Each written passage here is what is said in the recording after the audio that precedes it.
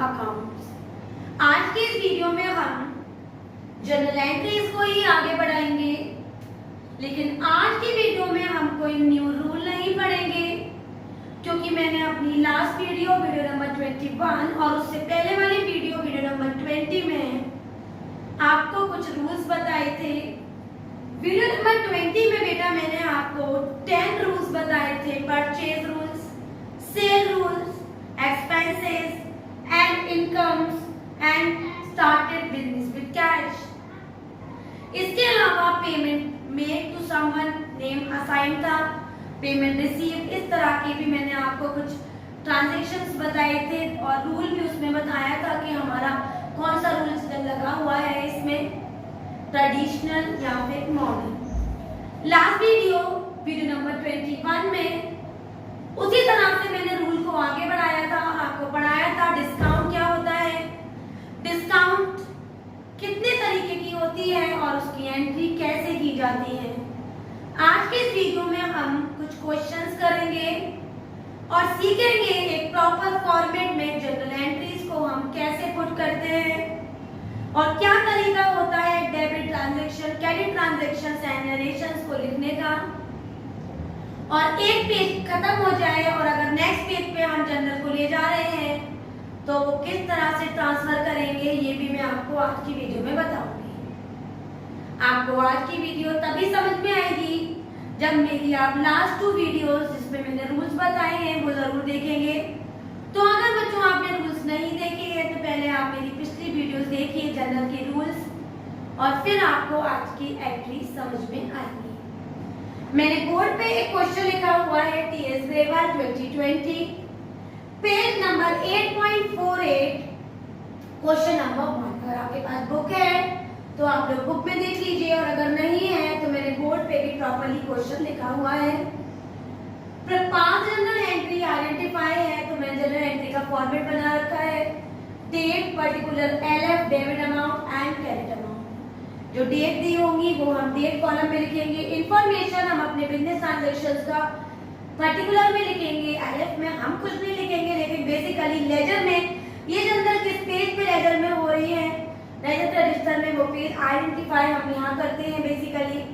और debit transaction की amount debit column में लिखेंगे और क्रेडिट की अमाउंट क्रेडिट कॉलम में हम दिखाएंगे। तो जनरल एंट्री शुरू करते हैं। पहली है अप्रैल 1, 2020। तो देखो बच्चों हम पहले ईयर एक बार कॉमन लिख लेंगे ताकि बार बार ईयर लिखने का हमें प्रॉब्लम ना हो।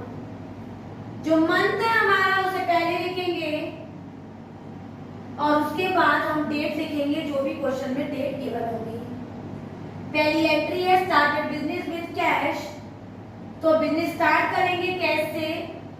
इसकी एंट्री मैंने आपको बताई थी cash account, debit to capital account, जिसमें मैंने एसेट रूल और कैपिटल रूल दोनों चलाए थे। और बच्चों मैंने कैश में ट्रेडिशनल में रियल और कैपिटल में पर्सनल रूल चलाया था और transaction cash account debit to capital account आपको बताई थी। तो हम लिखेंगे cash account debit to capital account और नरेशन लिखेंगे बीइंग बिजनेस स्टार्टिंग। क्लोज करेंगे नरेशन के बाद और जो अमाउंट हमें दे रखा है वो अमाउंट हम डेबिट का डेबिट में और क्रेडिट का क्रेडिट में लिख देंगे। ये होगा हमारे ट्रांजैक्शन को लिखने का तरीका। नेक्स्ट है अप्रैल 2। हम यहाँ पर अप्रैल 2 डालेंगे और अप्रैल 2 डालने के बाद goods purchased for cash, goods purchased for cash. हमने गुड्स परचेज किए हैं कैश देके, नॉमिनल रूल चलाया था और मैं रूल आपको बता चुकी हूँ तो यहाँ पर रूल नहीं अप्लाई करूंगी, मैं आपको डायरेक्टली एंट्री बताती हूँ। परचेज अकाउंट डेबिट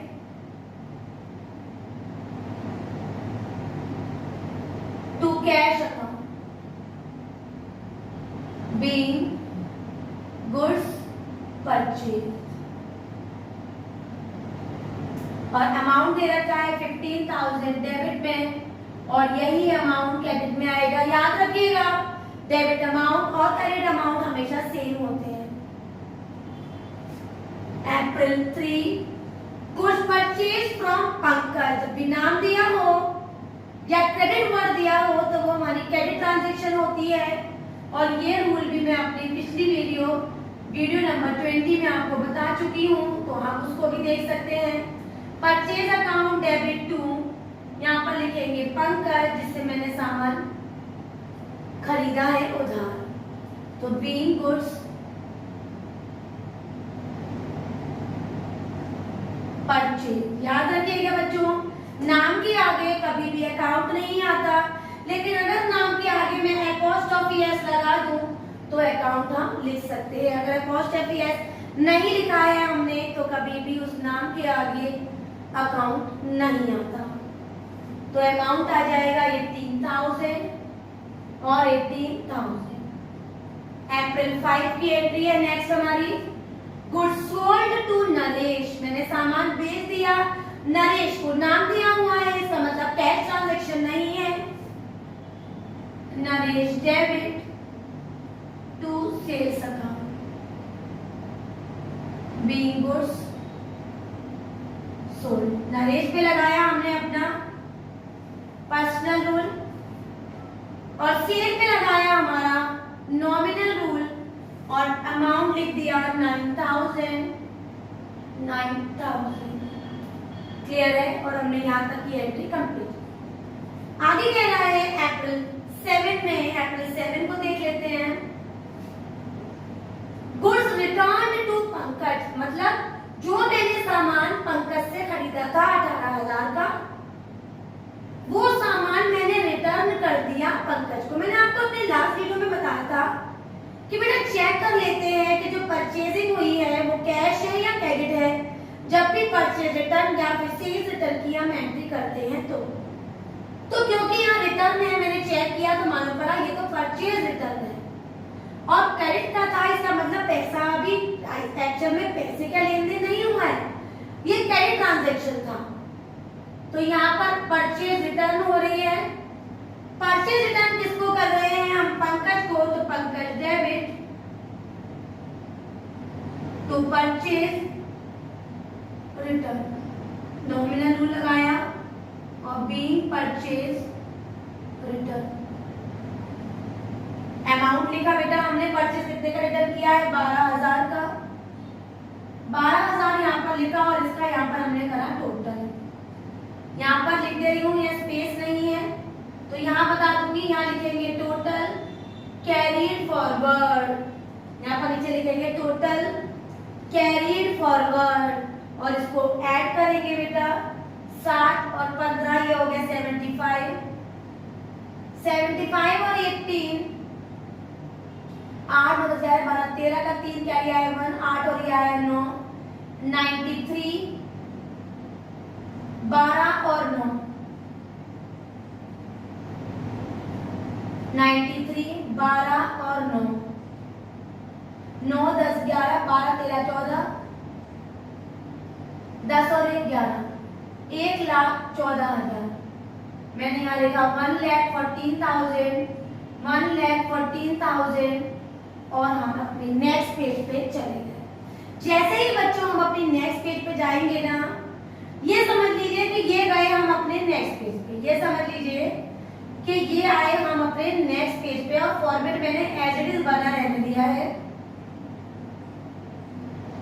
और नेक्स्ट पेज पे आने के बाद मेरा सबसे पहले ऊपर में क्या लिखूंगी, जो वैल्यू मैंने ब्रॉड फॉरवर्ड की है मतलब BF, शॉर्ट में लिखेंगे BF, मतलब जो वैल्यू मैंने अपनी पिछले पेज से कैरी करके मैं ब्रॉड डाउन करके ले आई, तो यहाँ लिखेंगे टोटल ब्रॉड फॉरवर्ड और सेम अमाउंट लिख देंगे 1,14,000 और 1,14,000।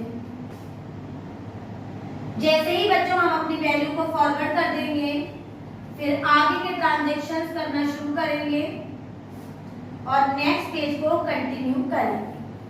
नेक्स्ट एंट्री हमारी लिखी हुई है अप्रैल 9 की, तो मैंने यहाँ लिखा अप्रैल 9 और एंट्री पढ़ना शुरू किया, गुड्स रिटर्न्ड बाय नरेश। तो चेक कर लेते हैं, ये भी हमारा क्रेडिट ट्रांजैक्शन था जहां पर मैंने सामान नरेश को सोल्ड किया था। तो सेल्स रिटर्न होगा यहाँ पर, sales return account debit to Naresh. अगर ये कैश होता तो यहाँ पर टू कैश कर देती, बीइंग सेल्स रिटर्न। कितना सेल रिटर्न हुआ है बेटा? 1400, 1400। ध्यान रखेंगे हमेशा वैल्यू के नीचे लिखेंगे तो गलती नहीं होगी। अब करेंगे अप्रैल 10 की entry. Cash paid to Ajay, cash pay कर रहे हैं, कैश कम हो रहा है, एसेट्स कम हो रहा है, क्रेडिट साइड आ जाएगा। April 10 cash paid to Ajay, Ajay debit, receiver debit कर देंगे। To cash account what goes out को हम टू कैश कर देंगे, बीइंग कैश पेड या बीइंग अमाउंट पेड भी लिख सकते थे। और ये आ जाएगा हमारा 6000 एंड अगेन क्रेडिट साइड भी 6000 लिखेंगे। नेक्स्ट अप्रैल 12 की एंट्री है कमीशन रिसीव्ड, नॉमिनल रूल चलाएंगे और इनकम रिसीव्ड का जो मैंने आपको रूल दिखाया था वही अप्लाई करेंगे। Cash account debit to commission, being commission received और अमाउंट दिया हुआ है 27002700। नेक्स्ट एंट्री अप्रैल 15 की करेंगे परचेज फर्नीचर। रियल रूल लगेगा यहाँ पर, ये भी मैंने आपको रूल बताया है। Furniture account debit to cash account being furniture purchase. Furniture purchase हुआ है बेटा हमारा 7000 का, 7000 और 7000 लिख देंगे और इनकी यहाँ पर फिर दोबारा से टोटलिंग करेंगे और टोटल CF करके दिखाएंगे। इन सबको दोबारा से ऐड कर लेते हैं। 7 6 6 12 13 14 15 15 700, 6 6 12 13 14 15 700, 1400 0 0 7 9 10 11 7 8 9 10 11 का 1 क्या दिया है 1 और ये हो गया हमारा 6 और 1 7 और ये आया 1 और ये हो गया 1,14,000। 7 8 9 10 11 का 1 क्या दिया है 1 3 और ये आ गया हमारा 1,31,100, 1,31,100।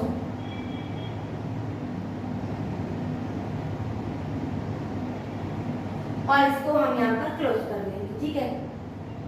जैसे ही हम इसको क्लोज करेंगे बच्चों फिर वही कॉन्सेप्ट शुरू करेंगे और यहाँ लिख देंगे 1,31,100 और यहाँ पर भी 1,31,100 और बाकी सेम जो हमारी 2-3 एंट्री रह गई हैं उसको भी हम दोबारा से कंटिन्यू करें।